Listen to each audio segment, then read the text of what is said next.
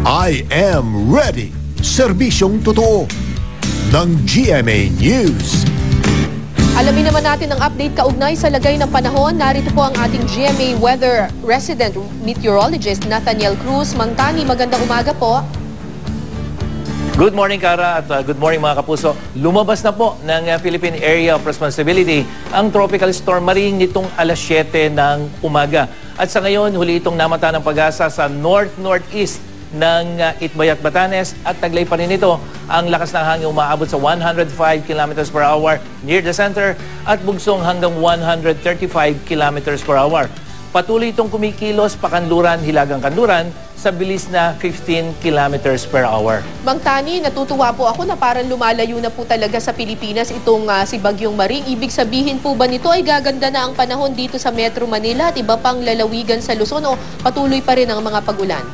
Kara, kung titingnan natin itong wind map ng Weather Central, kahit na nakalabas ng Philippine Area of Responsibility itong Bagyong Maring, ay patuloy pa rin itong hahatakin at palalakasin yung hanging habagat na siya namang nagpapaulan dito sa Luzon, lalong-lalo na sa western section, kasama siyempre yung Metro Manila. At sa ngayon nga ay nananatili ang Yellow Rainfall Advisory dito sa Metro Manila at sa mga lalawigan ng Rizal, Bulacan, Bataan, Northern Cavite, ilang bahagi ng Pampanga, Zambales, Tarlac at Occidental Mindoro. At ayon sa pag-asa, katamtaman hanggang sa malakas na ulan ang mararanasan sa mga apektadong lugar sa susunod na 3 oras at posible po ang pagbaha sa mabababang lugar.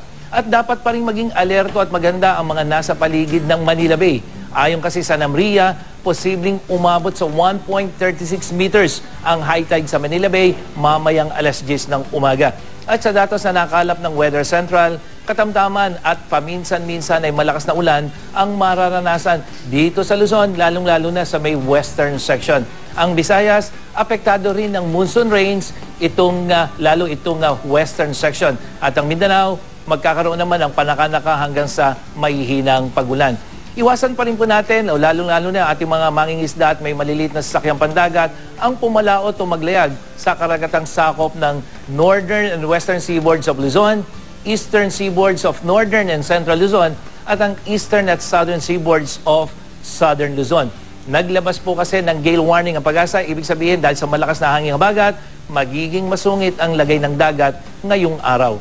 At yan ang latest mula sa GMA Weather. Para sa iba pang update, bisitahin ang GMA Weather webpage, Twitter at Facebook page. Ako po si Nathaniel Cruz para sa I Am Ready, serbisyong totoo ng GMA News. Maraming salamat po, Mang Tani.